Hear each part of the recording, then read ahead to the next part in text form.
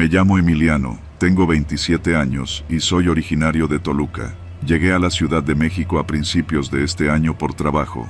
Conseguí empleo en una pequeña agencia de diseño en la colonia Juárez, y aunque el sueldo no era la gran cosa, me alcanzaba para pagar una renta decente.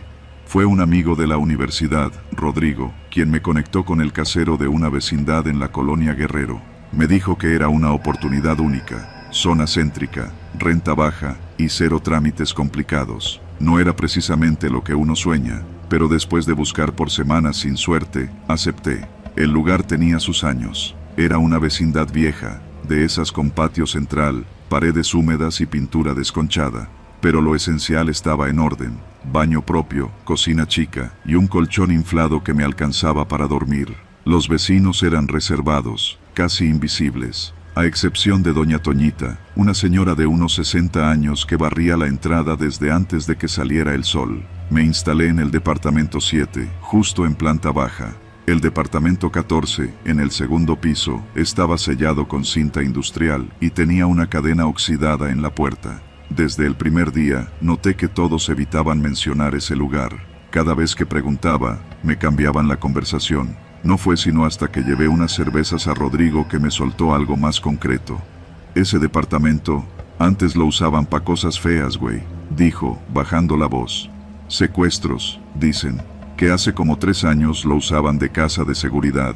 Nunca atraparon a nadie, pero una vecina dice que ahí guardaban gente. Escuchaban gritos en la noche, golpes. Luego llegaron unos tipos, se llevaron todo lo que había adentro, y desde entonces quedó cerrado. No dije nada, pero se me quedó clavado el comentario. No soy supersticioso ni nada, pero la idea de estar durmiendo tan cerca de un lugar con ese historial no me dejaba del todo tranquilo. Pasaron los días y me concentré en mi rutina. Trabajo, casa, súper, repetir. La ciudad no me intimidaba, pero me mantenía alerta. A la Guerrero uno no llega confiado. Hay calles que parecen normales y otras que respiran algo turbio.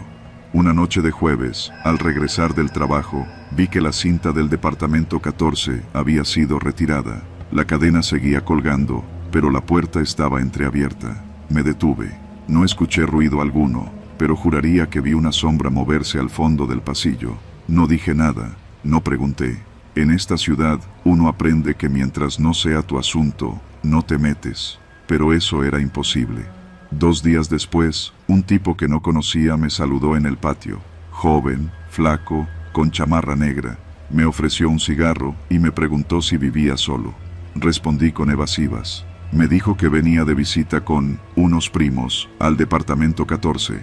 Le pregunté si ya se había rentado de nuevo, y solo me sonrió. Desde entonces, empecé a notar detalles. El ir y venir de motos sin placas, el rechinido de llantas en la madrugada, gente que llegaba con mochilas negras y salía sin ellas. No eran vecinos, no eran visitas normales, nunca duraban más de 15 minutos. Empecé a anotar placas, aunque muchas no tenían. Me descargué una app para reportes ciudadanos y escribí un informe anónimo. Lo mandé un lunes por la noche, sin muchas esperanzas. Al día siguiente, me di cuenta de que la cerradura de mi puerta estaba rayada, como si alguien hubiera intentado forzarla. No había entrado nadie, pero eso fue suficiente para ponerme en alerta. Puse doble candado y dormí con un cuchillo de cocina bajo la almohada. El miércoles, al salir del trabajo, sentí que me seguían. Al principio lo atribuí a la paranoia, pero cuando crucé Reforma, seguía escuchando el mismo motor detrás de mí. Me metí a un Oxxo, esperé 5 minutos y salí. La moto estaba estacionada justo frente a la puerta, con un casco colgando y nadie a bordo.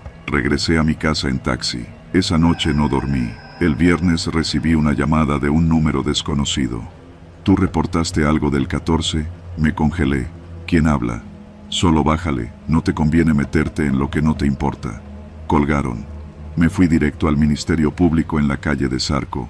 Llevé las placas que había alcanzado a anotar, describí a los sujetos y expliqué lo que estaba ocurriendo. El agente me escuchó con desgano, tomó nota sin hacer contacto visual y me pidió que no hiciera nada más por mi cuenta. Casi podía oler la indiferencia, pero al salir de la oficina, noté algo que me heló la sangre. La misma moto, estacionada justo enfrente, con el mismo casco colgando. No me subí al metro. Corrí 2 cuadras, tomé un taxi y pedí que me llevaran a la casa de una tía en Iztacalco. Me quedé con ella todo el fin de semana, sin contestar llamadas desconocidas, sin regresar a la vecindad. El domingo, decidí regresar solo para recoger mis cosas. Llegué en la tarde, cuando todavía había algo de luz. Metí mis pertenencias en una maleta lo más rápido que pude. Evité cruzarme con cualquiera. Cuando iba saliendo, vi a doña Toñita en la entrada. Te lo dije, mijo. Aquí uno se calla. ¿Para qué crees que nadie pregunta? La miré en silencio. No quise discutir. Salí caminando con la maleta en mano. Apenas había avanzado 2 cuadras cuando una moto negra sin placas se me emparejó. El tipo del casco se bajó, sin prisa, y me habló sin levantar la voz. Súbete, güey. No, carnal, ya me voy, ya ni vivo aquí. Súbete. Me paralicé. Un segundo después, sentí el cañón de una pistola rozarme el costado. Me subí. Me llevaron hasta una calle sin salida, justo detrás de la estación Buenavista. Me bajaron a empujones, me quitaron la cartera, el celular y me arrojaron contra la pared. ¿Qué te dijimos, pendejo? No dije nada, ya me fui, no sé nada. Te vimos en la fiscalía, con eso basta. Pensé que me iban a matar. Cerré los ojos. Entonces, uno de ellos dijo: déjalo, que se largue, pero si vuelve a abrir el hocico, no le damos chance 2 veces. Me aventaron al suelo y se fueron. No tardé ni 5 minutos en volver a la vecindad, recoger lo poco que me faltaba y tomar un Uber directo a la terminal. Volví a Toluca ese mismo día. Han pasado casi 6 meses desde eso. No he regresado a la Ciudad de México. Cambié de número, de redes, de todo. La agencia me permitió trabajar remoto, y aunque extraño muchas cosas de la ciudad, no tengo la menor intención de volver.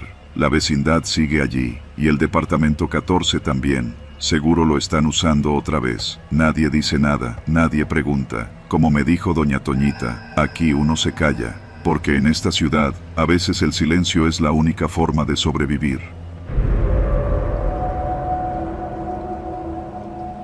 No lo vi venir. Uno piensa que las tragedias llegan como un trueno, algo que se puede anticipar por la tormenta, pero esto fue más como una gota fría cayendo del techo, lenta y sin aviso. Mi hermano, Arturo, desapareció hace casi 3 semanas. Trabajaba como mecánico en un taller de esos que parecen llevar 100 años igual, ubicado en la calle Jesús Carranza, justo a una cuadra del Mercado Martínez de la Torre, ahí en la colonia Guerrero. Arturo no era un tipo que se metiera en problemas. Mantenía un perfil bajo, sin deudas, sin enemigos. Vivía con mi madre y conmigo desde que se divorció. Todos los días salía con su mochila negra, una con el logo de Móvil 1, que le regalaron en un curso para técnicos certificados. Se iba caminando, fumando su primer cigarro del día, mientras cruzaba Reforma Norte. Siempre decía que lo único bueno de vivir en la Guerrero era que todo estaba a 10 minutos caminando. Yo también trabajo cerca, en una tienda de pinturas en la misma calle. Esa mañana, como muchas otras, me topé con él. Lo vi a la distancia cruzando la calle a paso rápido, levantando la mano para saludarme. Fue la última vez que lo vi. La policía no hizo mucho. Dijeron que tal vez se fue por su cuenta, que esperáramos, que los adultos desaparecen por muchas razones. Pero yo lo conocía. Arturo no se iba a ir así nada más. Revisé su cuarto, su celular, todo. Lo único que me llamó la atención fue que en su agenda, escrita con pluma azul, había una nota en la última página. Preguntar a Joel por el Nissan gris. Checar placas. Cuidado con el gordo. Joel era uno de los encargados del taller donde trabajaba. A decir verdad, siempre me pareció un tipo raro. Hablador pero reservado, con esa manera de mirar por encima del hombro, como si siempre estuviera evaluándote. Cuando fui al taller a preguntar por Arturo, fingieron sorpresa. Me dijeron que se había tomado el día, que no sabían nada. No me gustó como lo dijeron. Todo sonaba ensayado. El taller se llama Servicio Automotriz El Güero, aunque el tal Güero ya ni trabajaba ahí. Son 5 bahías de servicio, techadas con láminas y con paredes descarapeladas, cubiertas de anuncios viejos de aceite Quaker State y promociones de afinaciones. Los mecánicos siempre tienen las manos negras y la mirada ausente. En ese lugar, el tiempo parece avanzar diferente. Huele a gasolina, a aceite quemado, a humedad vieja. Volví 2 días después, con un pretexto. Dije que necesitaba una revisión de mi coche. un Chevy 98 que apenas podía subir una pendiente sin resoplar. Joel me atendió con una sonrisa fingida, como si no recordara que apenas el martes le había preguntado por mi hermano. Me asignaron a un chavo flaco, de esos que no hablan si no les preguntas. Me quedé rondando por ahí, observando. Fue entonces cuando vi algo. Al fondo del taller, pasando las oficinas, hay una zona que mantienen siempre cerrada con un candado grueso. Según Joel, es para resguardo de herramientas caras. Pero mientras esperaba mi auto, vi salir a dos tipos de ahí. No eran mecánicos. Tenían botas tácticas, camisetas negras sin logos, y uno llevaba una cadena en la mano. Se subieron a una camioneta sin placas y se fueron sin decir nada. Joel ni volteó a verlos. Esa noche no dormí. Sentía como si algo me estuviera persiguiendo aunque no hubiera nadie más en el cuarto. Pensé en ir a la policía otra vez, pero sabía que no me iban a hacer caso. Decidí tomar el asunto en mis manos. Volví una tercera vez, esta vez por la noche. El taller cierra a las 9, y para las 10 ya todo el callejón queda desierto. Me escondí detrás de un viejo contenedor de aceite, esperando que no hubiera movimiento. Pero sí lo hubo. A las 11:20 llegó un camión de plataforma sin logos, con las luces apagadas. Del taller salieron 3 tipos empujando un coche cubierto con una lona azul. El camión bajó la rampa y lo subieron sin decir una palabra. Desde mi escondite alcancé a ver parte del coche. Era un Nissan gris. Recordé la nota en la libreta de Arturo y sentí que algo dentro de mí se rompía. Ese coche era clave. Quise tomar fotos, grabar, hacer algo, pero los nervios me congelaron. Apenas podía respirar. Me quedé ahí, agachado, hasta que el camión se fue y el portón volvió a cerrarse. Al día siguiente fui a ver a Don Roque, un ex policía retirado que tiene una vulcanizadora en la esquina de Violeta con Jesús Carranza. Siempre ha sido medio metiche, pero conoce a todos los de la zona. Le conté con cuidado lo que sabía. Él no se sorprendió, solo me dijo: ese taller ya está bien podrido, muchacho. Yo escuché que por las noches entran coches robados y en la madrugada salen hechos piezas. Le pedí ayuda. Me dijo que no se iba a meter, pero que tuviera cuidado, que en ese lugar ya habían desaparecido otros 2 chavos años atrás, pero nadie dijo nada por miedo. Me dejó un número escrito en una servilleta. Si te metes más profundo y las cosas se ponen feas, llama aquí. Es un contacto de confianza en la fiscalía. Esa misma noche decidí entrar. Salté la barda trasera del taller. Conocía bien el lugar gracias a Arturo. Entré por la zona de las oficinas, esquivando un par de cámaras oxidadas que dudo siquiera funcionaran. Todo estaba en silencio. Me deslicé hasta la parte trasera, donde está la zona cerrada. La puerta estaba sin seguro. Adentro no había herramientas caras, había partes, cofres, defensas, rines, tableros, motores completos. Todo en hileras. En una esquina, apilados como si fueran basura, encontré papeles de circulación, carpetas de seguro, tarjetas de circulación mutiladas. Busqué como loco algo que me diera una pista sobre Arturo. Entre unas cajas, encontré una chamarra. Era la de él. La reconocí por los parches cosidos en las mangas. Me quedé paralizado. No había sangre, pero sí estaba sucia, como si la hubieran arrastrado por el suelo. Fue ahí donde escuché la voz. ¿Qué haces aquí? Me giré. Era Joel. Tenía un bate en la mano. Corrí. No lo pensé. Empujé unas cajas, brinqué una pila de motores y me lancé hacia la salida trasera. Sentí el viento cortarme el rostro, el corazón golpeando contra mi pecho. Escuché pasos detrás de mí, pero no me alcanzaron. Salí por la parte trasera del taller, me metí entre los callejones y no paré de correr hasta que estuve frente a la estación del Metro Guerrero. Llamé al contacto de la fiscalía esa misma madrugada. Me presenté como hermano de un desaparecido y conté todo lo que sabía. Me citaron 3 días después. Aporté fotos, nombres, descripciones. Me pidieron paciencia. Una semana más tarde, catearon el taller. Encontraron autos desmantelados, documentos falsificados, hasta huellas de sangre en un tapete enrollado. Detuvieron a Joel y a otros 3, pero no encontraron a Arturo. No lo han encontrado.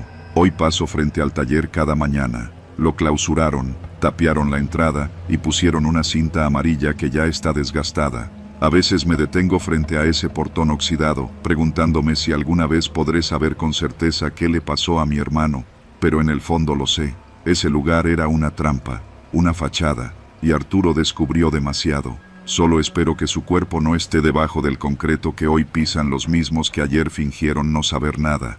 Yo sigo buscando, pero sé que si me meto demasiado, puedo ser el siguiente.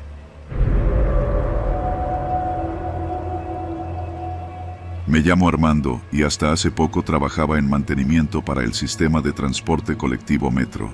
No era un mal empleo. De hecho, para alguien como yo, que dejó la secundaria a medias, era más de lo que esperaba. Sueldo decente, seguro médico, vacaciones y la falsa tranquilidad de estar bajo tierra, lejos del caos de la superficie.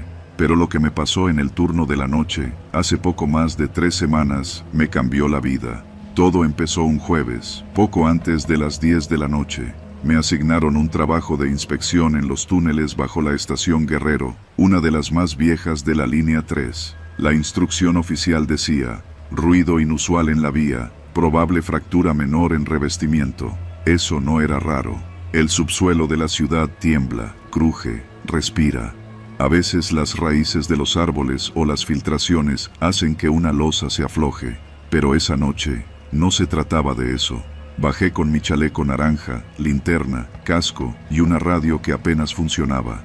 El tren acababa de pasar en dirección a Indios Verdes, así que tenía unos 30 minutos de ventana antes del próximo.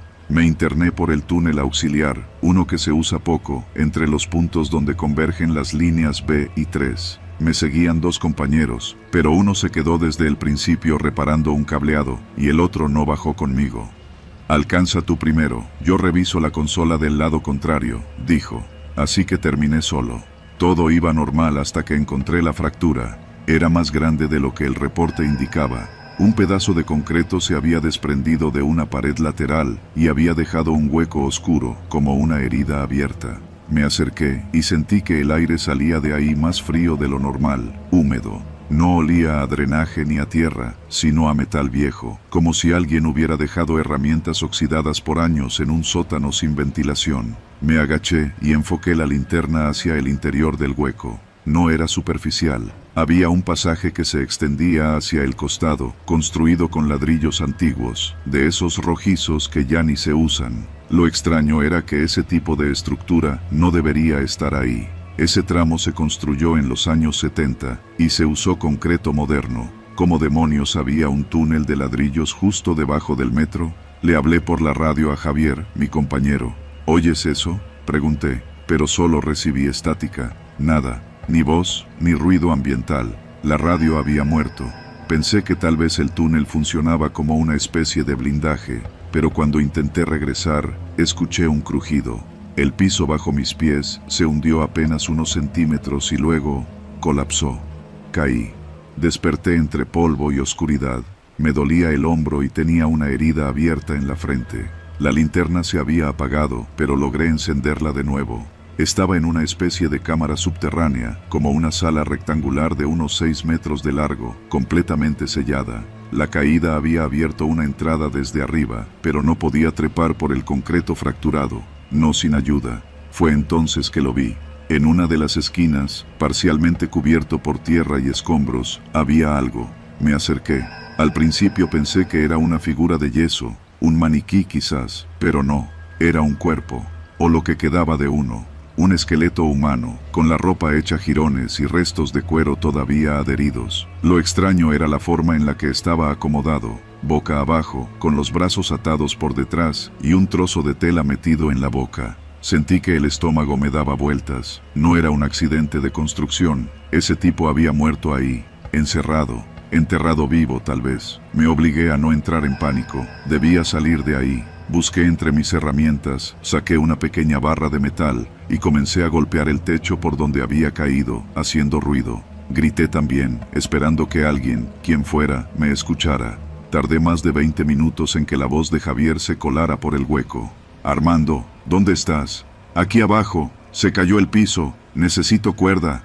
Pasaron otros 15 minutos hasta que lograron sacarme. No dije nada del cuerpo, solo dije que había habido un derrumbe menor. No me creyeron del todo, pero como no estaba herido de gravedad, no levantaron acta. Al día siguiente volví con un supervisor. Les mostré el hueco, pero alguien lo había tapado. Estaba cubierto con concreto fresco, apenas seco. ¿Quién vino a sellar esto?, pregunté. Nadie, no hay registro. Tal vez fue una cuadrilla nocturna, dijo el supervisor, encogiéndose de hombros. Pedí acceso al registro de cuadrillas. Nada. Nadie tenía órdenes de sellar ese túnel. En la bitácora de mantenimiento, mi incidente tampoco aparecía. Fui a Recursos Humanos a reportarlo, y me suspendieron. Está usted alterando los reportes oficiales. Hay inconsistencias en su versión, dijeron. Días después, mientras esperaba fuera del STC para apelar la suspensión, un hombre me abordó. Traje gris, lentes oscuros. Ni siquiera se presentó. ¿Ya entendiste lo que no debes tocar?, me dijo, serio, sin elevar la voz. Luego se fue. Desde entonces comencé a recibir mensajes en mi celular, números desconocidos, fotos mías, en diferentes lugares, una afuera de mi casa, otra cuando fui al tianguis, otra más, en la estación del metro Hidalgo. Las borraba, pero llegaban más, llamadas silenciosas en la madrugada, toques en mi puerta, y al asomarme, nadie. Una noche, seguí a uno de los tipos que me vigilaban. Caminaba lento, con un auricular en el oído. Bajó por la estación Hidalgo, pero en lugar de tomar el tren, entró a una de las puertas de mantenimiento con una llave maestra. Me metí tras él, a escondidas. Lo perdí de vista en uno de los túneles, pero encontré algo peor, una puerta metálica oxidada, empotrada en la pared del túnel. A los lados, había placas con números de serie viejos, y sobre la puerta, una frase grabada en el metal: Nivel C, acceso restringido, zona de remoción. Toqué la manija, estaba fría, cerrada. Regresé a casa y busqué en internet cualquier mención sobre Nivel C en los registros del metro. No hay nada.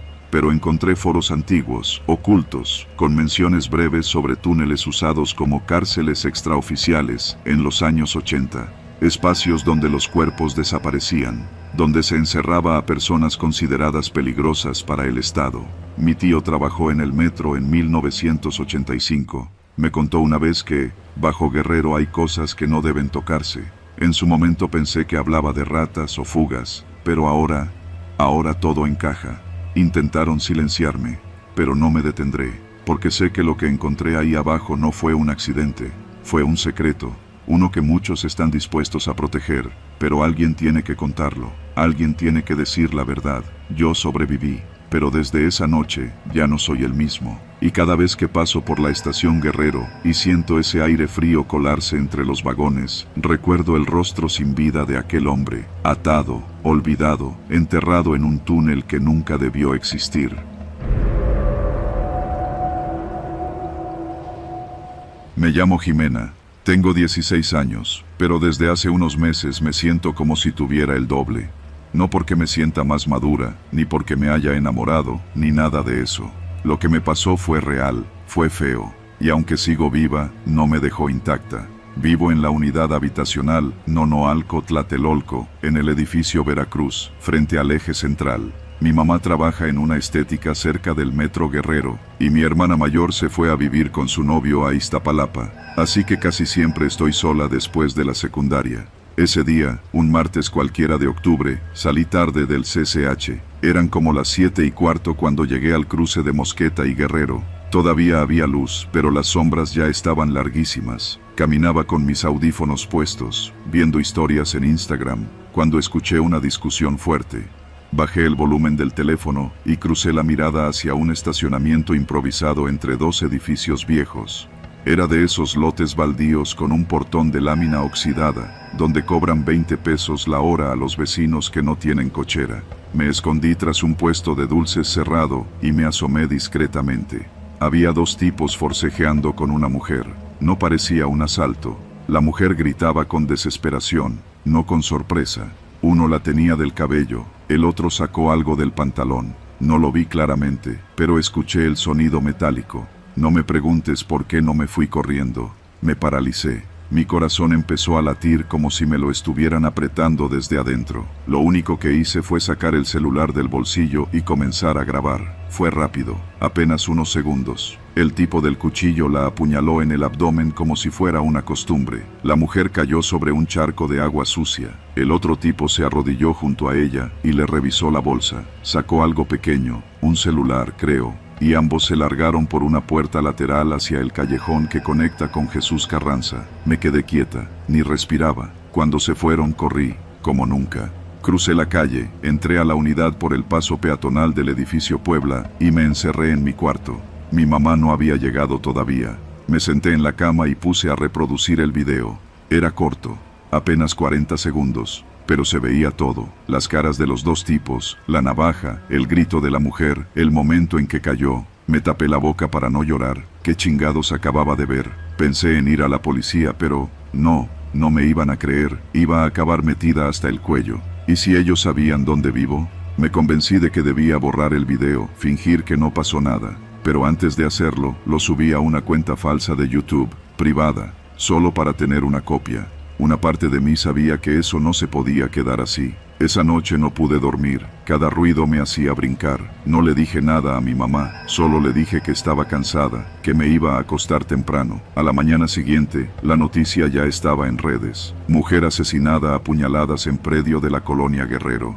No decían nombres, tampoco mostraban rostros, nadie había visto nada. Pasaron 3 días, yo seguía yendo a la escuela, actuando normal, pero no me sentía normal. Estaba paranoica, miraba a todos con desconfianza, sentía que alguien me seguía. Hasta que llegó el primer mensaje. Era viernes, estaba en casa, terminando una tarea. De pronto, me llegó una notificación de WhatsApp desde un número desconocido. No tenía foto de perfil ni nombre, solo decía, «Qué bonito teléfono tienes». Me reí nerviosa. Pensé que era una broma. No contesté. Al minuto, otro mensaje. «La vista desde tu ventana está chida». Se me heló la sangre. Caminé hacia la ventana. Vivo en un 3er piso, y desde ahí se ve el jardín comunal. Justo enfrente hay un edificio gemelo. Miré, pero no vi nada.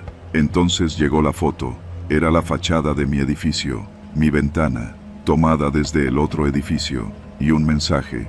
«Si subes eso que grabaste, nos vamos a enojar». Me temblaban las manos. Cerré las cortinas y eché el pestillo de la puerta. Mi mamá todavía no llegaba. Sentí náuseas, me dieron ganas de vomitar, no sabía qué hacer, no se lo podía contar a nadie. ¿Y si habían visto mi rostro en el reflejo del video? ¿Y si ya sabían todo de mí? Me llegaron más mensajes durante la noche, fotos de mi mamá saliendo de la estética, una de ella en el mercado de San Camilito, otra de mí y mi mamá en la tortillería de la unidad, todas recientes. Sentí que me iban encerrando en una jaula.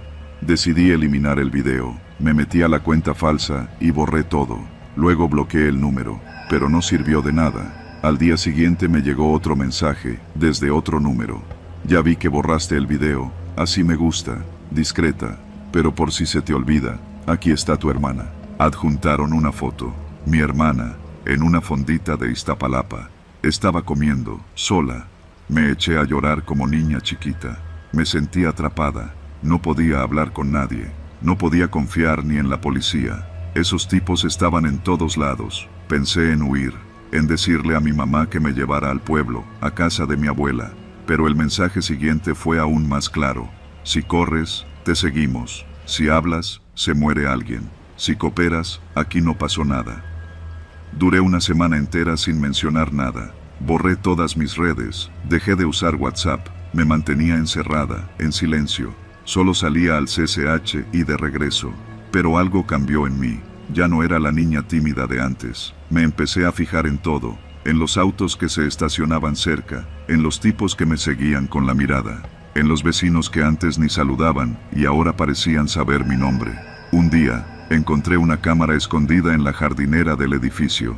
Era pequeña, como de vigilancia. La desenrosqué con una navajita que uso en el taller de dibujo y la escondí en mi mochila. Sentí un poco de control al tenerla, pero lo que realmente me hizo tomar una decisión fue otro mensaje, el más directo de todos. «Ya no confío en ti. Hoy en la noche, alguien va a pagar por tu silencio sucio». No sabía qué hacer, pero sabía que no podía seguir así. Así que hice lo único que me quedaba. Tomé el celular viejo de mi hermana, uno que guardábamos por si se ofrecía. Me metí de nuevo al canal de YouTube y subí el video. Esta vez con nombre, fecha, ubicación, todo. Le mandé el enlace a un reportero que seguía en redes desde hacía años, uno que cubría crimen en la zona centro. Le conté lo que había pasado, todo. Me dijo que me ayudaba, pero que debía desaparecer por unos días. Mi mamá no entendía nada cuando le dije que debíamos irnos. Le mostré los mensajes, las fotos, lloró, gritó, me abrazó como si yo fuera de papel. En menos de 2 horas estábamos en casa de mi abuela, en Veracruz. Pasaron 3 días. El video se volvió viral. Los medios lo sacaron. Salieron los nombres, los rostros, y uno de los tipos fue detenido. El otro apareció muerto en un lote baldío, con 2 tiros en la espalda. La policía dijo que había sido un ajuste de cuentas. El reportero me dijo que era una limpieza interna, que había tocado algo más grande de lo que pensaba. Después de eso, cambiamos de número, de escuela, de vida. No volví a Tlatelolco. Mi mamá consiguió trabajo en un salón pequeño cerca del malecón, y yo terminé el bachillerato a distancia. Sí, sobreviví, pero todavía, de vez en cuando, me llegan correos sin remitente, frases cortas. Bien hecho, niña valiente. Otras veces más oscuras. A veces, las que graban mueren después. No sé si algún día volveré a caminar tranquila. Pero si algo aprendí es esto: el miedo no te mata, hasta que decides enfrentarlo, y yo lo enfrenté. No sé en qué momento se nos hizo tan fácil decir, no pasa nada. Éramos 5 idiotas con 20 años recién cumplidos, con más energía que sentido común. Ese viernes decidimos rentar una de las canchas techadas del Deportivo Guelatao, ahí en la colonia Guerrero. Habíamos jugado varias veces en ese lugar, pero casi siempre en las tardes. Esa vez el último horario disponible era el de las 10 de la noche. 1 hora no más, dijo el chino, siempre convenciendo al resto, para sacar el estrés, y luego nos vamos a las chelas. Aceptamos. A las 10:30 ya estábamos metidos en la cancha, con el portero medio dormido que nos soltó la llave del vestidor y nos dijo, como al pasar: terminen y me avisan, pero rápido. A las 11 en punto se cierra todo. Jugamos como si no hubiera mañana. Gritamos, nos empujamos, nos reímos. Éramos el chino, el Brian, el Quique, el Memo y yo. 5 morros que crecimos entre Tlatelolco y La Guerrero, con más barrio que futuro. Cuando terminamos, ya eran casi las 11:20. El deportivo estaba en silencio. Las luces de la cancha empezaban a parpadear. Agarramos nuestras mochilas y fuimos al vestidor, pero al salir, la reja principal ya estaba cerrada con candado. Intentamos llamar al velador, pero no había señal, ni una rayita. No mames, dijo Memo, nervioso. ¿Nos dejaron encerrados? Pues parece que sí, cabrón, le respondí, mientras golpeaba con fuerza la reja. Oiga, hay gente aquí. Nada, ni un alma. Igual el ruco fue por tacos, ahorita vuelve, dijo Brian, más optimista de lo que merecía la situación. Nos reímos nerviosamente. Era eso, o ponernos a gritar como locos. Nos sentamos en las gradas a esperar. Eran casi las 12 cuando lo escuchamos. Voces. Al fondo, del lado de la cancha de básquetbol, se empezaron a escuchar murmullos y pasos. No eran pasos normales, eran muchos y al mismo tiempo, pero nadie estaba jugando. ¿Son otros chavos?, preguntó el chino, parándose. Nos acercamos con cuidado, caminando entre las sombras. Desde donde estábamos podíamos ver las luces apagadas del gimnasio cubierto y, detrás de él, la zona de los salones donde dan clases de zumba y box. Las voces venían de ahí. Nos escondimos tras unos arbustos que daban al pasillo techado. Ahí los vimos. Eran como 8 hombres, vestidos todos de negro. No eran chavos, eran adultos, tipos serios, duros. Uno de ellos arrastraba un costal enorme. Otro llevaba una mochila de esas tácticas que usan los militares. Se formaron en círculo y uno empezó a hablar, pero no entendíamos nada desde donde estábamos. Brian se quería reír. Pensó que era una broma o una grabación para una película, hasta que escuchamos un golpe seco, como un puñetazo contra carne. Luego otro, y después, un quejido apagado. No eran risas, no era actuación. No mames, tienen a alguien ahí, susurró Quique. Nos arrastramos un poco más. Fue el peor error. Uno de ellos se volteó bruscamente, como si nos hubiera olido. Levantó una lámpara y la giró hacia donde estábamos. No alumbró de lleno, pero fue suficiente para que Quique se asustara y soltara una maldita botella vacía que llevaba en la mochila. El ruido fue clarito. ¿Quién anda ahí?, gritó una voz profunda. No lo pensamos. Corrimos. Volvimos al centro del deportivo, directo hacia la reja, como si de repente fuera a abrirse por arte de magia. Nada. Golpeamos la reja, gritamos. Quique ya estaba llorando. Lo que habíamos visto no era un juego. Esos tipos estaban haciendo algo que no debía ser visto. Entonces escuchamos los pasos. Ya venían. No corriendo, caminando rápido, coordinados, como si ya supieran qué hacer. «Métanse al gimnasio», gritó el chino. Corrimos al gimnasio cubierto.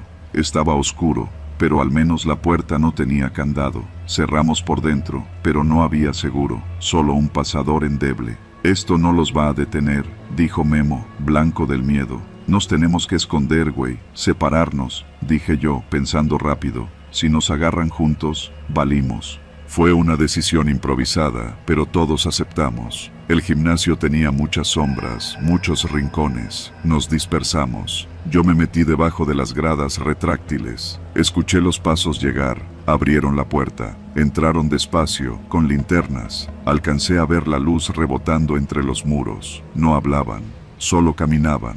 Uno pasó a menos de 2 metros de mí. Su linterna barría el suelo. No sé cómo no me vio. Escuché gritos apagados, gritos de mis amigos. Después de varios minutos, el silencio volvió. No salí de mi escondite hasta que escuché la reja de nuevo. Se abría. Luego, un motor arrancando. Esperé unos minutos más, hasta que todo se volvió silencio absoluto. Ni los perros ladraban. Salí gateando. No veía a nadie. Grité sus nombres. Nadie respondió. Corrí al pasillo techado. Estaba vacío. El salón donde habían estado aquellos tipos estaba abierto. Adentro solo quedaban manchas en el suelo, líquido oscuro, un guante quirúrgico, una bolsa negra rota. Me escondí hasta el amanecer. Fue el velador quien me encontró, al borde del shock.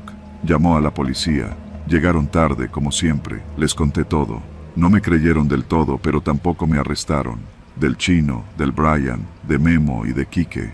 No se supo nada. Solo sus mochilas, abandonadas en una esquina. Ni siquiera sus celulares. Quisieron decir que nunca entramos, que nos habíamos ido antes de que cerraran. Pero yo estuve ahí, yo los vi. Y cada vez que paso cerca del Deportivo Guelatao, me pregunto si ese lugar es realmente público. O si hay cosas que el gobierno prefiere dejar en las sombras. Nunca regresé, nunca volví a ver a mis amigos. Y lo peor no es eso. Lo peor es que cada vez que intento dormir, cierro los ojos y escucho la voz del que preguntó, ¿quién anda ahí? Y me doy cuenta que no solo nos vieron, nos estaban esperando.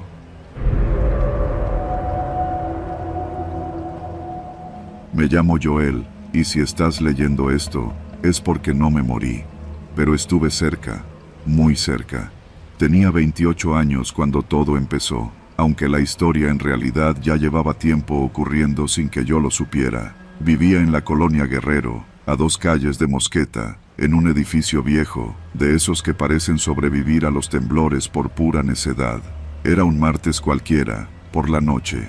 Yo vendía artículos por catálogo y ocasionalmente ayudaba a un tío con su puesto de ropa en Tepito, pero desde hacía unos meses la cosa estaba floja. Empecé a pasar más tiempo sin rumbo, caminando, vagando con la sensación de que algo no andaba bien, pero sin saber exactamente qué era. Fue en una de esas caminatas nocturnas que me crucé con él, un hombre delgado, de piel cobriza, cabello bien peinado hacia atrás con gel barato y una voz suave, como de locutor de madrugada. Lo encontré en una banqueta sobre Mosqueta, justo frente al mercado Martínez de la Torre. Estaba hablando con un grupo de 3 chavos, todos sucios, flacos, con la mirada extraviada. Me llamó la atención porque no les gritaba ni los humillaba. Les hablaba con respeto, con afecto incluso, como si fueran sus hijos. «Tú no sabes que eres elegido, hijo», le decía a uno. «Pero yo sí, Dios me lo dijo». Pasé de largo, sin hacer contacto visual, pero esa misma noche lo volví a ver. Estaba frente al mismo mercado, pero esta vez solo. Me saludó como si me conociera. «Dios te bendiga, hermano. ¿Ya cenaste?». No respondí, pero algo en mí sintió vergüenza por ignorarlo. Me detuve. «No, aún no. Aquí nadie tiene que pasar hambre. Vente, acompáñame». Me llevó a una vecindad derruida sobre la calle Violeta, apenas iluminada por un foco colgando. Dentro había una mesa de plástico, frijoles recalentados y pan duro. Pero era comida. Había otros 5 chicos, de distintas edades. Uno de ellos no tendría más de 15 años. El predicador, porque así se hacía llamar, el pastor Efraín, me dijo que podía regresar cuando quisiera, que no cobraba nada, que lo único que pedía era escuchar con el corazón. Regresé 2 días después. luego 4, luego todos los días. Había algo hipnótico en cómo hablaba. No era exactamente un religioso, al menos no como los que predican en iglesias o caminan con Biblias bajo el brazo. Su discurso mezclaba versículos bíblicos con ideas de justicia, venganza, redención. Decía que el sistema estaba podrido, que nosotros éramos el ejército que venía a limpiar esta ciudad. Los hijos olvidados, nos llamaba. A los pocos días, me invitó a participar en una labor. Un favor, dijo. Solo vigilar afuera de una casa en Tlatelolco mientras otros entraban. No me explicó mucho, pero el tono que usó no admitía negativas. Fui. Me pagaron 2,000 pesos en efectivo. Esa noche dormí con el estómago lleno. Poco a poco, entendí lo que era en realidad. Una célula criminal que usaba a jóvenes sin nada que perder como carne de cañón. Robos, secuestros express, extorsión. Todo disfrazado de misión divina. Uno de los chicos, Lalo, apenas tenía 16 años, venía de Chalco, había escapado de su casa, era noble, callado, no parecía hecho para esa vida, pero cuando lo mandaron a hacer su primer encargo, volvió con la mirada rota. Nunca nos dijo qué pasó exactamente, solo dejó de hablar, dejó de comer. Un día, simplemente ya no despertó. Dicen que se tragó una bolsa con pastillas. Efraín lo llamó, un alma débil que no entendió el llamado. Quise irme, lo juro, pero cuando traté de hacerlo, Efraín me visitó en la madrugada, entró a mi cuarto sin tocar, se sentó en una silla de plástico, mirándome como si supiera cada cosa que yo pensaba. Ya no tienes a nadie, Joel, me dijo. ¿A dónde vas a ir? ¿A dormir en la banqueta como antes? Aquí tienes comida, cama, hermanos. ¿Vas a tirar todo eso? No pude decir nada. Tenía razón. Mis padres murieron en un accidente años atrás. No tenía pareja, no tenía hijos. Solo me tenía a mí, y ahora, a él. Pero todo cambió el día en que nos tocó secuestrar a una mujer. Era la hija de un empresario. Nos dijeron que sería sencillo. Entrar, someter al chofer, subirla al vehículo y llevarla al punto de entrega. Yo no debía participar directamente, solo conducir. Pero cuando vi a la mujer llorar, gritar, pedir por su hija, algo se quebró dentro de mí. Aquella noche no pude dormir. Y no fue por remordimiento, fue por miedo. No al castigo divino, sino a Efraín. Si descubría que había dudado, que había temblado, sabía que podía terminar como Lalo. Empecé a planear mi escape. No podía hacerlo de golpe. Tenía que parecer natural. Me ofrecí como voluntario para ir a hacer las entregas. Así empecé a caminar más por la ciudad, reconectando con lugares que me recordaban que aún era humano. Fue en una de esas entregas que encontré a Gina, una excompañera de la secundaria que ahora trabajaba en un comedor comunitario en la colonia San Rafael. Me reconoció al instante, y aunque intenté hacerme el desentendido, insistió en que me quedara a comer. Charlamos, y por primera vez en meses, reí. Las siguientes semanas fingí seguir en la organización. Hacía lo justo para no levantar sospechas, pero cada noche escribía todo lo que sabía en un cuaderno viejo que escondí bajo las baldosas del baño. Nombres, fechas, ubicaciones, movimientos. Pensaba entregárselo a Gina o quizá a la policía si encontraba el valor, pero sabía que no tenía mucho tiempo. La paranoia se volvió constante. Veía a otros de la congregación siguiéndome, vigilándome. Una noche encontré una nota clavada en la puerta de mi cuarto. Dios ve a los traidores. Esa noche supe que no podía esperar más. Tomé el cuaderno, una mochila con algo de ropa y caminé sin rumbo. No podía volver a mi departamento, ni a la vecindad. Dormí en un parque esa noche, con la espalda contra una barda y el cuaderno abrazado al pecho. Al amanecer, fui con Gina. Le conté todo. Al principio pensó que exageraba, pero cuando vio los detalles del cuaderno, su rostro cambió. Me ayudó. No me preguntes cómo, pero consiguió que un agente federal lo leyera. Días después, la policía entró a la vecindad de Mosqueta con armas largas. No encontraron a Efraín, pero sí a varios de sus muchachos, junto con evidencia suficiente para vincularlos a al menos 5 secuestros y docenas de robos. Yo fui incluido como testigo protegido. Me movieron de ciudad, me dieron otro nombre. Pero sigo sin dormir bien, porque Efraín nunca fue capturado. Algunos dicen que se fue al norte, otros que se esconde en algún rancho al sur de la ciudad, pero yo sé que sigue aquí. A veces, cuando paso por algún mercado o escucho a alguien predicar en la calle, me congelo, porque su voz era inconfundible, suave, seductora, como miel podrida. Sobre Mosqueta, aún hay jóvenes que desaparecen, a veces sin dejar rastro, y yo sigo mirando por encima del hombro, porque sé que algún día volverá por mí.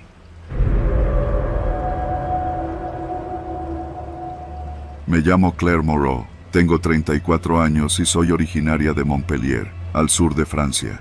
Jamás pensé que pondría un pie en la Ciudad de México, mucho menos en circunstancias como estas. Hace 2 semanas, mi hermano Julien desapareció tras un viaje que supuestamente duraría solo 4 días. Su último mensaje fue una foto, él sonriendo frente a una iglesia vieja, con el texto, Plaza San Fernando, increíble este lugar. Nunca más volvió a conectarse. La embajada no ha sido de ayuda. Las autoridades mexicanas parecen rebasadas. Todos asumen que mi hermano simplemente se fue por su cuenta. Pero yo lo conozco. Julien no era de los que desaparecen así como así. Siempre era meticuloso. Sus viajes eran planificados al milímetro. Si no me hablaba en más de 24 horas, algo andaba mal. Así que compré un vuelo y llegué una tarde nublada a la capital. Día 1. Mi primer destino fue la Plaza San Fernando. El lugar tenía una vibra extraña. Era bonito a la vista, pero con un silencio que no encajaba con el bullicio del centro histórico. El atrio de la iglesia estaba semivacío, y los árboles se mecían con un viento que olía a piedra mojada. Pregunté en una cafetería frente a la plaza si alguien había visto a mi hermano. Mostré su foto impresa. Nadie dijo nada, pero una mujer mayor, que estaba barriendo la acera, me observó desde la distancia. Tenía la mirada fija, como si supiera algo, pero en cuanto me acerqué, se dio la vuelta. No era la primera vez que sentía que algo estaba fuera de lugar. Por la noche, mientras revisaba las fotos de Julien en su cuenta de redes sociales, noté una que no recordaba haber visto antes.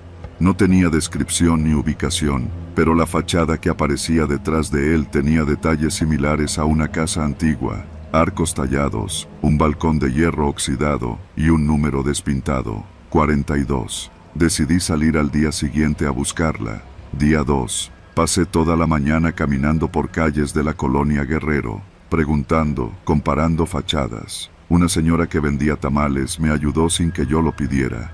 Esa casa que buscas es vieja, muy vieja. Ya nadie vive ahí. Está en la calle de Zarco, casi llegando a Valerio Trujano. Pero no se pare por ahí en la noche, señorita. No es lugar para turistas. La encontré al mediodía. Era justo como en la foto, pero el lugar estaba abandonado. Las ventanas tenían tablas viejas, y la puerta principal, de madera maciza, estaba cerrada con cadenas. Sin embargo, lo que más me llamó la atención fue que una de las ventanas del segundo piso tenía la tabla rota, y una tela blanca ondeaba, como si alguien la hubiera puesto intencionalmente. Volví esa noche. No me importó la advertencia. Llevaba una linterna pequeña, un cúter y mi celular. Me metí por un hueco en la reja lateral. La casa tenía el olor agrio del encierro, humedad, polvo y algo más. Algo como perfume barato. Adentro, el silencio era absoluto. Las paredes estaban descascaradas. Vi grafitis, botellas vacías y colillas de cigarro. Pero también vi otra cosa. Una lista de nombres escrita en la pared del pasillo. La tinta parecía fresca. Entre ellos, uno resaltaba, Julien M. Sentí un temblor involuntario en la pierna. La linterna tembló en mi mano. Seguí explorando hasta llegar al fondo. Ahí, una puerta vieja con una cerradura oxidada parecía más cuidada que el resto. Tenía un nuevo candado.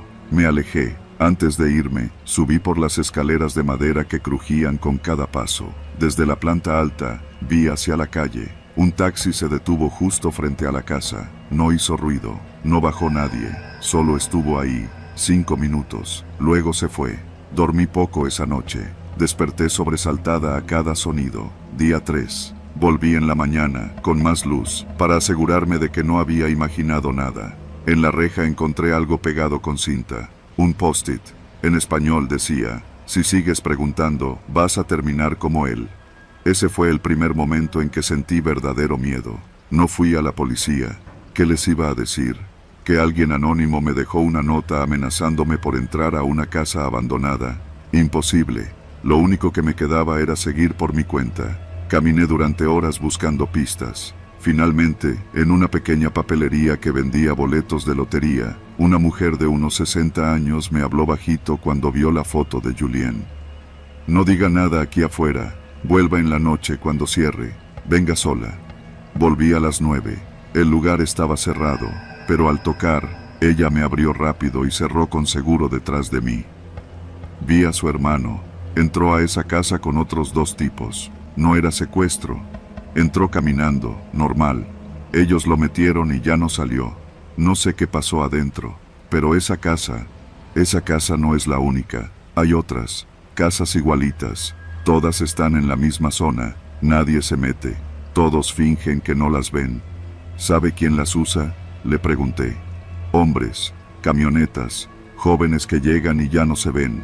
Me dio una dirección, otra casa, esta vez en la calle de Violeta. Fui esa misma noche. Día 4.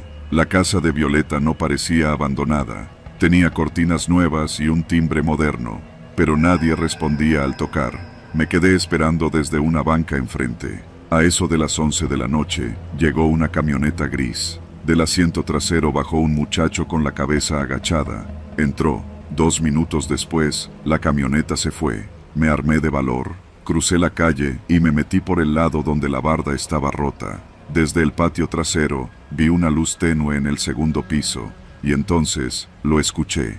Una voz, un gemido. Subí lentamente por una escalera de metal. La ventana tenía persianas rotas, pero por las rendijas vi una escena que me heló la sangre. Una habitación con una cama vieja, una lámpara encendida, y un chico amarrado de manos, con los ojos cubiertos. No era Julien, pero estaba vivo. Saqué fotos. Volví corriendo al hotel. Esa noche no dormí. Día 5. Al amanecer volví a la embajada. Esta vez no pedí ayuda. Exigí. Mostré las fotos. Mostré el post-it. Mostré la dirección. Alguien de ellos hizo unas llamadas. Les costó trabajo, pero a mediodía llegó una patrulla. Fuimos juntos. La casa ya estaba vacía. Sin embargo, encontraron más cosas. En el sótano había varias mantas con manchas, documentos falsificados, ropa, pasaportes. Entre ellos, el pasaporte de Julien. Fue oficial. Estaba vinculado a una red de trata. Me dijeron que no estaba muerto, que había posibilidad de que lo movieran a otro lugar, que siguiera colaborando. Durante 3 días estuve bajo protección en un hotel cercano a Insurgentes. No podía salir. Cada noche escuchaba pasos fuera de mi habitación. Día 8. Recibí una llamada a mi celular. Número desconocido. Era él. Claire, por favor no vengas más. No es seguro. ¿Dónde estás? ¿Estás bien? No puedo hablar. Solo... vete. Ellos saben quién eres. No me busques. Y colgó. Llamé a la embajada. Mostré la llamada. La rastrearon. Fue hecha desde una bodega en la zona de Tepito. No pudieron localizar más. Nunca lo volví a ver. Pero ahora sabía. La red existía. Las casas estaban ahí. Las amenazas eran reales. Y él, al menos estaba vivo. Regresé a Francia 2 semanas después. Pero cada tanto, llega un mensaje. Sin texto. Solo una foto.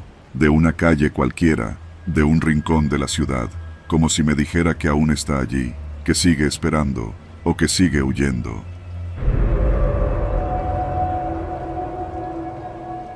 Yo crecí en la colonia Guerrero. De niño me parecía normal vivir entre edificios viejos, con fachadas parchadas de pintura y cables colgando por todos lados. Ya de adulto, seguí allí. No por elección, sino porque la renta en la calle Magnolia seguía siendo baja, y yo apenas sobrevivía con lo que ganaba como diseñador freelance. Vivía solo en un departamento del 4º piso, sin lujos, sin grandes historias. Al menos hasta que todo cambió. La primera vez que noté algo extraño fue una noche de octubre. Serían como las 3 de la madrugada cuando me despertaron unos golpecitos, casi como pasos arrastrados, provenientes de la azotea. Pensé que sería un gato, o tal vez el hijo del vecino que se había metido a fumar a escondidas. Me puse los audífonos y me volví a dormir. Pero los ruidos siguieron, no todas las noches, pero sí con una frecuencia extraña. Siempre entre las 2 y las 4 de la madrugada. A veces eran pasos, a veces como un arrastre. Otras veces juraría que escuchaba un ligero rechinar metálico, como si alguien moviera un carrito. Una noche me armé de valor y subí. Llevaba una linterna y el corazón latiéndome en el cuello. La puerta de acceso a la azotea no tenía seguro, así que no era raro que alguien pudiera subir. Cuando empujé la puerta de lámina, el aire frío me golpeó en la cara. La ciudad estaba muda y bajo la luz naranja de los faroles, la azotea parecía cualquier otra. Unos tanques de gas, ropa colgada y restos de botes vacíos de pintura. No vi nada, pero al girar hacia el rincón junto al tinaco, encontré algo que me puso la piel de gallina. Una cobija sucia, una bolsa de plástico con envolturas de pan dulce y una libreta vieja, toda arrugada por la humedad. La abrí, no tenía nombre, pero lo que vi en esas páginas me revolvió el estómago. Había listas de nombres y horarios. Departamento 2, sale a las 6:15. Señora del 3, regresa del mercado a las 10. Chava del 1, deja la puerta entreabierta al llegar borracha. Y más, muchos más. Eran notas obsesivas. Alguien nos estaba vigilando. A todos. Me bajé de inmediato, temblando. Cerré la puerta de mi depa, atranqué con la silla. Me pasé lo que quedaba de la noche viendo la libreta, tratando de entender quién y por qué haría algo así. No había nombres de personas, solo referencias por número de departamento. Parecía una bitácora de vigilancia. Al día siguiente, hablé con el administrador del edificio, don Aurelio, un señor ya grande, que vivía en planta baja.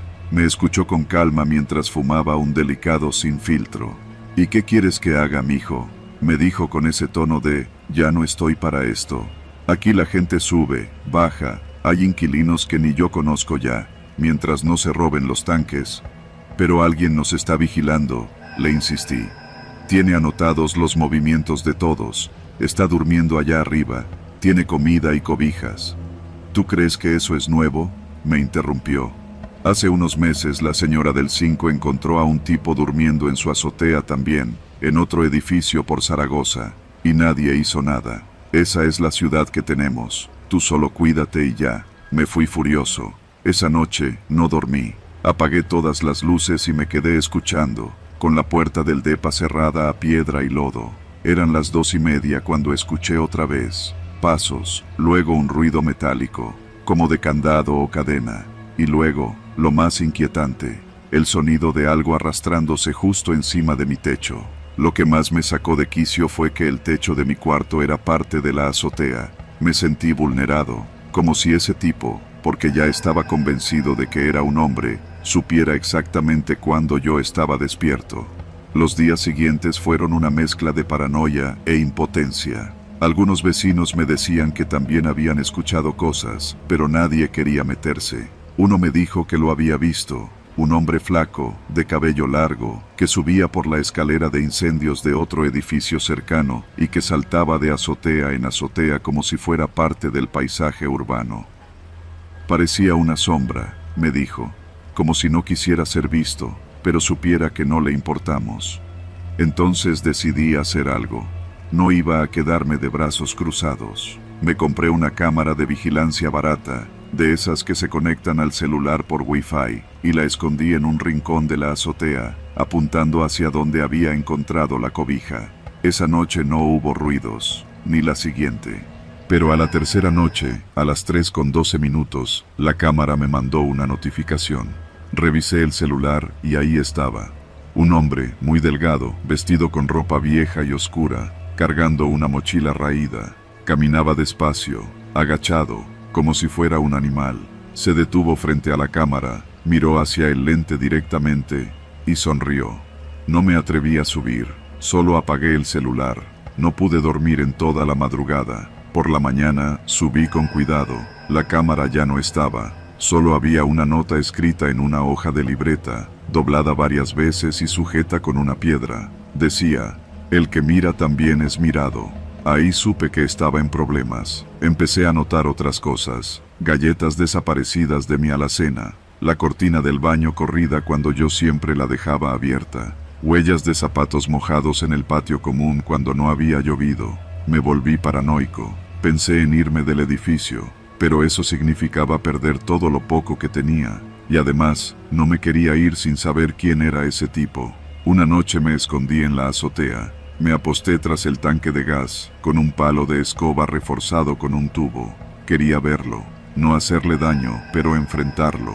Pasaron horas. A las 3:41, escuché la puerta abrirse con sigilo. Lo vi. Era joven, quizás de mi edad, con barba descuidada y un suéter de lana. Caminaba despacio, con la mochila colgando como si fuera parte de él. Se acercó al rincón donde antes tenía sus cosas, abrió la mochila y sacó otra libreta. Se sentó a escribir. Entonces me asomé y le grité: «¿Quién eres? ¿Qué haces aquí?».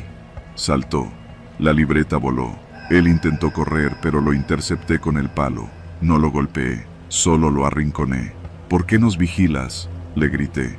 «No, no es por maldad», dijo, tartamudeando. «Es para saber cuándo están vulnerables, cuándo puedo bajar y tomar algo, sin que lo noten». Lo vi a los ojos. No estaba loco. O sí, pero no como uno se imagina. Era alguien roto, alguien que sabía moverse entre los huecos de la ciudad. Me contó, a medias, que había vivido en muchos edificios, que se aprendía los patrones de los inquilinos, que bajaba cuando todo estaba en silencio. Tomaba poco, comida, baterías, dinero suelto, nunca nada que se notara. Pero, ¿y si alguien te descubre? Nadie quiere ver, nadie quiere saber. Hasta tú, si no hubieras leído mi libreta, no estarías aquí. Llamé a la policía. No sé si fue la mejor decisión, pero no podía dejarlo ir. Lo atraparon esa noche. Se lo llevaron esposado, gritando cosas sin sentido. Entre sus cosas encontraron libretas con datos de varios edificios, rutinas completas, hasta planos dibujados a mano. Los vecinos no dijeron nada, fingieron que no sabían. Solo don Aurelio me dio una palmada en la espalda, sin decir palabra. Desde entonces, no he vuelto a dormir tranquilo, porque sé que él no es el único, porque la ciudad está llena de gente como él, invisibles, rotos, hambrientos, porque ahora, cada vez que escucho un crujido en la noche, no pienso en fantasmas, pienso en humanos, y eso, créeme, es mucho más aterrador.